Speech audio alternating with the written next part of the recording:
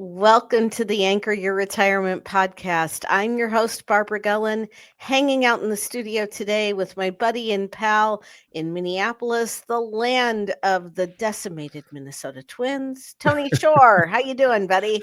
Ouch. Yeah. Shots fired and super accurate, though. Wow. Our team tanked and we're selling it off. They're just getting rid of all the best players. It's not a pretty picture, so we're not going to talk about baseball right now. We traded a catcher that was really a fan favorite, Oof, although that's tough. a backup catcher, Freddie Fermin, and he went to go to the Padres, I think. Now, Salvador Perez is our regular catcher, and he's actually the longest tenured Royal. Oh, wow. Yes.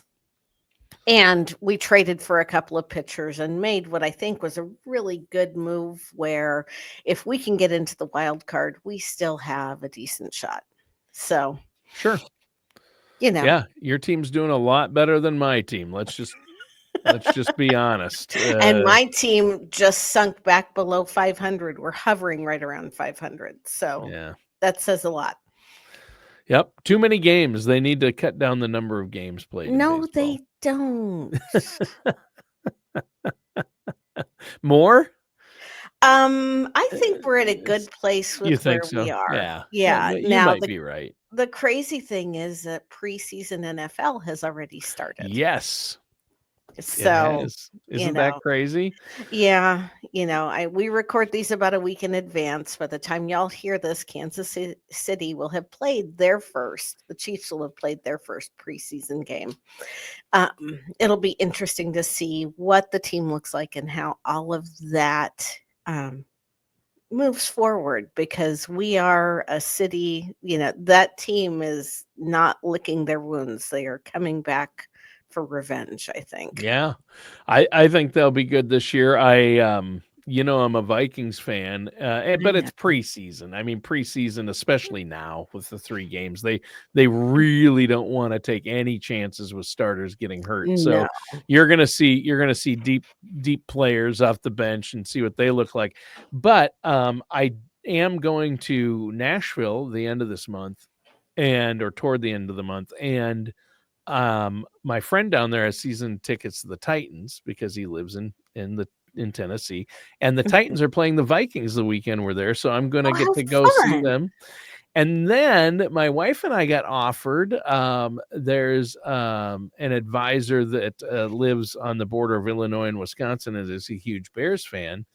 And he offered my wife and I tickets to see the Vikings play the Bears on opening the first regular season game. Oh, wow. So we're going to drive down to Chicago or over to Chicago and see the Mhm. Vikings on the first game of the regular season play the Bears in Chicago. I've never been to an NFL game there. So Soldier Field. Soldier Field.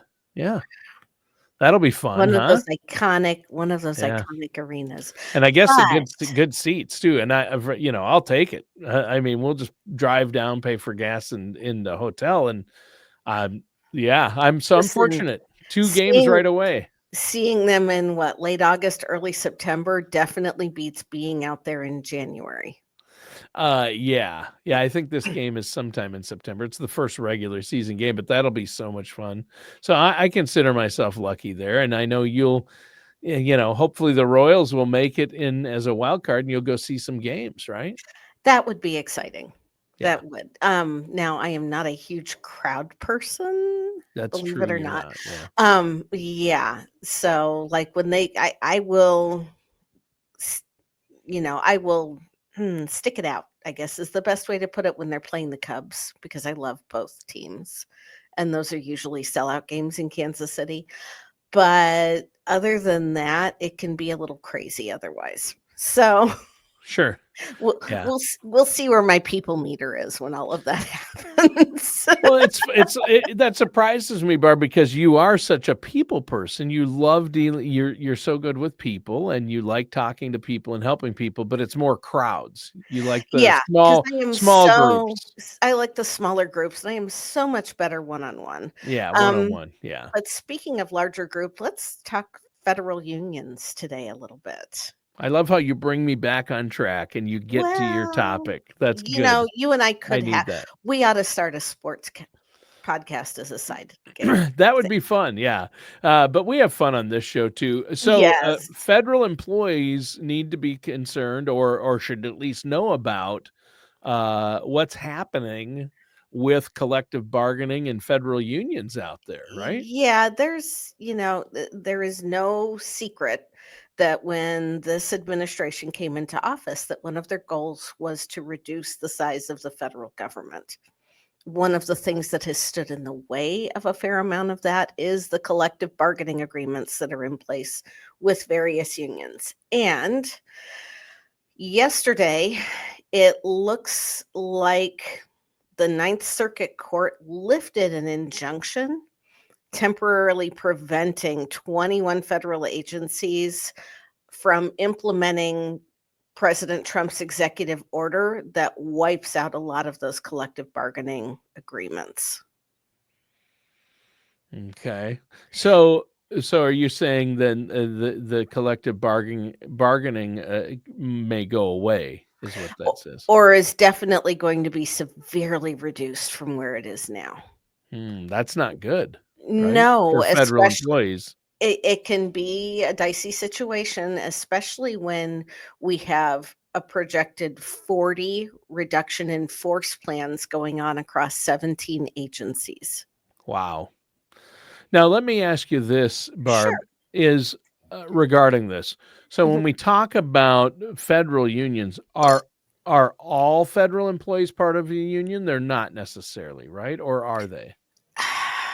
That's a You know? complicated question. Okay. There are Sorry, I actually didn't mean to, and I well, sprung that on you. You didn't know I'd be asking that, you but did, and there are multiple federal unions. There sure. are unions that are agency specific. Sure. Those of us who are old enough will remember when the air traffic controllers went on strike in the Yes. early 1980s. Yep. I Um, remember that. and then there are other organizations like the NAFRE. I think I got that right. National Association. NAF. I can't remember. It's for retired federal employees. Okay. But you can also be a part of that organization if you are still a working federal employee.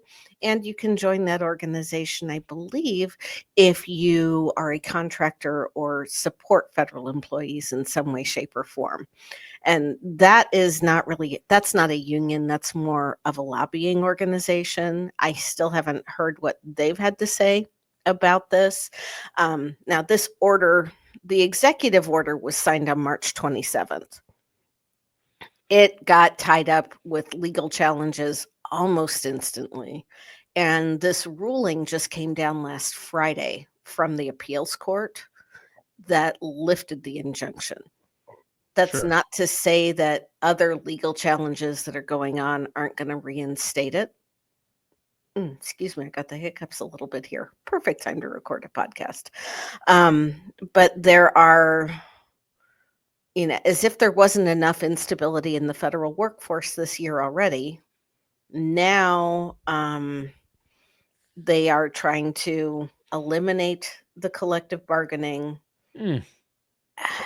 Yeah, and that's basically what these unions do. I mean, if you look it up, I guess the answer is no. Not all federal employees are unionized, but a significant portion of them are represented by unions, as you've said, Barb. And I think you got to have those bargaining. The main thing they do is they call them bargaining units. So if you take away the Yes. bargaining, you're basically taking away the union advantage or power or ability to help the employee, right? And really, let's not forget that unions were formed to be a collective, homogeneous voice when working for the safety of their employees. And that air traffic controller strike was because they were concerned about working conditions and spending too much time in front of the radar screens and jeopardizing the safety of those on flights. Other unions are there to advocate for their members when there is a workman's comp issue or when they're trying to have some sort of semblance of just making sure that even though these federal employees usually work at a substantially lower pay rate than the private sector, but that they are still given a reasonable amount of compensation for what they do. Now, across the board, it federal employees make on average about 24% less than people in the private sector. And then when you also add in that they take now, if you get hired on as a federal employee, 4.4% of your salary goes immediately into the pension fund. Mhm. People who are working for the federal government really are making a sacrifice to serve their country, Sure they are. Yeah. which is something that, a lot of people don't realize. A lot of people end up with a very skewed paradigm that there are just a lot of people working for the government because they got in, they made it past their 90 days, and now they can't be fired. Yeah. But, my experience has been that there are a lot of really good federal employees out there. Sure. I think that part of why the administration is trying to eliminate this collective bargaining is so that they can go through and streamline the workforce rather than you having the security of being in the union, that we're actually taking people who are trying to take the easy way out and find a way to move them out of their positions in the government so that we can have people in there that are truly passionate about that service and what they're doing. Sure. And it is important. We're not getting into the partisan politics of it. No. I know that Trump knows that the majority of Americans want to see a government waste cut and government spending cut. And so he thinks, okay, if we get rid of the union, take away the collective bargaining for federal Mhm. employees, we can weed it out. We can actually, trim. That'll allow us to trim more. The problem is uh, not all the government. Well, there's waste. It's not like these employees are the waste. It's Right. not like the Social Security Administration is overstaffed. Other things, No. the problems with these things, like Social Security. You cut staff to some of these, like the post office or Social Security, you're going to end up having problems. So you've got to have a balanced approach, and sometimes the critics say they've gone in with a chainsaw instead of a scalpel. Mhm. And you're right. Federal employees serve this country. I think they need representation myself.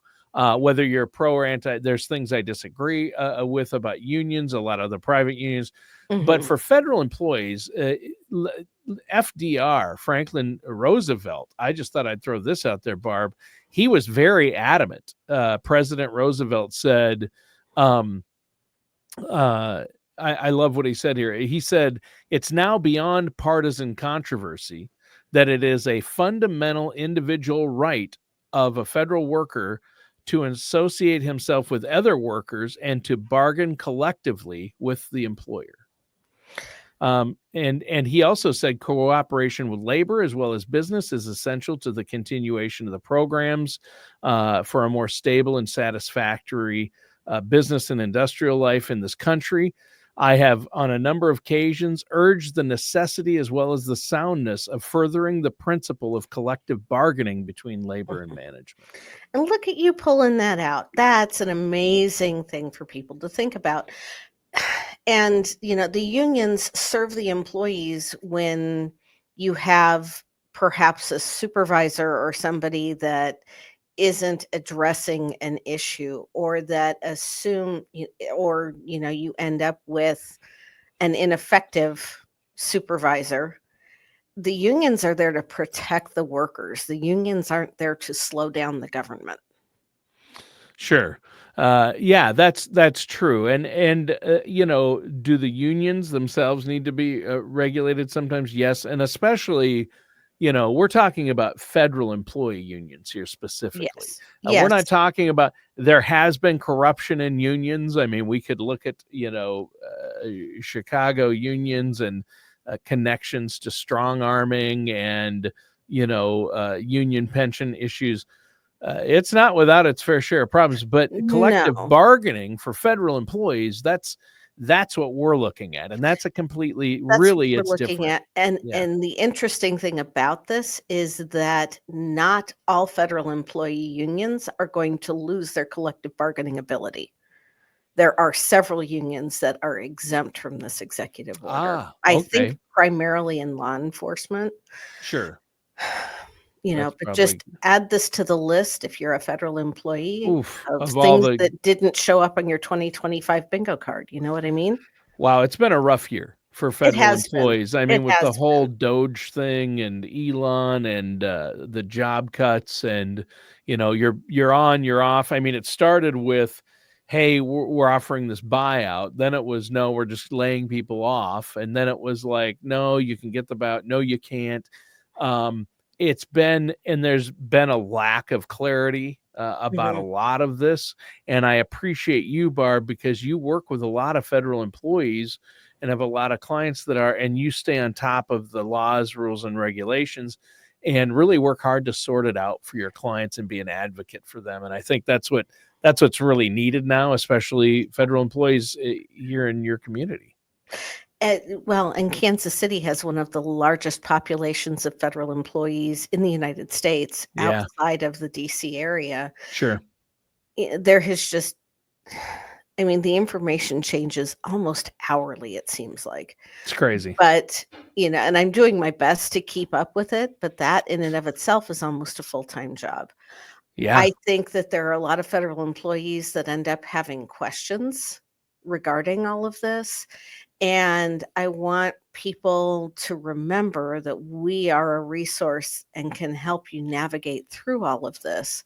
For those of you that want to go back and hear my dad's story about why I'm so passionate about making sure that federal employees get the help that they need in an unbiased manner, go back and listen to podcast number 1 here, Yep. because that will spell it out. My dad didn't get sound advice when he retired, and it ended up being a very costly mistake financially over time.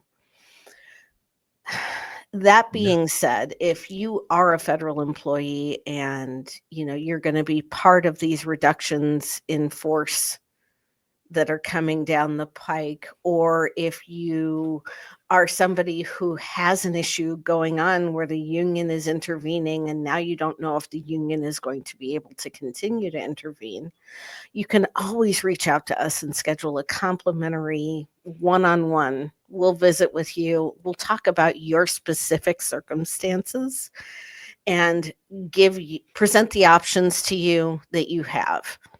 For a lot of people right now, they're trying to figure out if they should retire. They're trying to figure out when they should retire.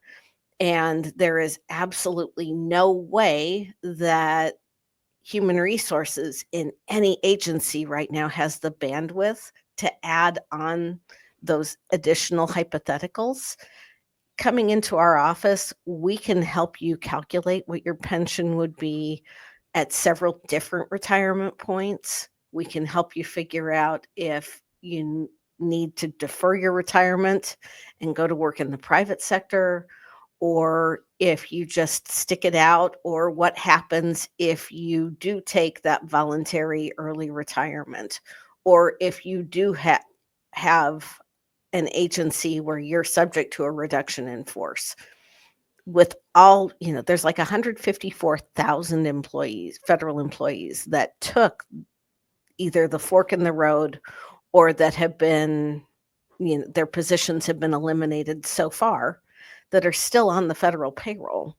Yeah. That all of these HR departments between September 30th and December 30th have to process all of that retirement paperwork. They just don't have the bandwidth to handle that. So if you want your questions answered in a more timely fashion, please reach out to us at bgwealthmanagement.com, or call our offices at area code 913-553-6222. We will first and foremost listen and try to help you sort out what's going on. And then we will help you make an informed decision about what the next steps should be on your career path. Yeah, and I think that's huge, Barb. And I hope that our listeners out there, especially those federal employees that did benefit from a union and collective bargaining with their jobs for the federal government, will reach out and contact you to talk about these things and look at their overall plan, where they're at, what they can do. Give that number one more time and the web address. Sure, it's bgwealthmanagement.com or area code 913-553-6222. All right. Well, Barb, thank you so much. A great show today. A really important topic. Listeners and viewers, thanks for tuning in. That does it for today's episode of Anchor Your Retirement with our host, Barb Gullen. We'll see you soon.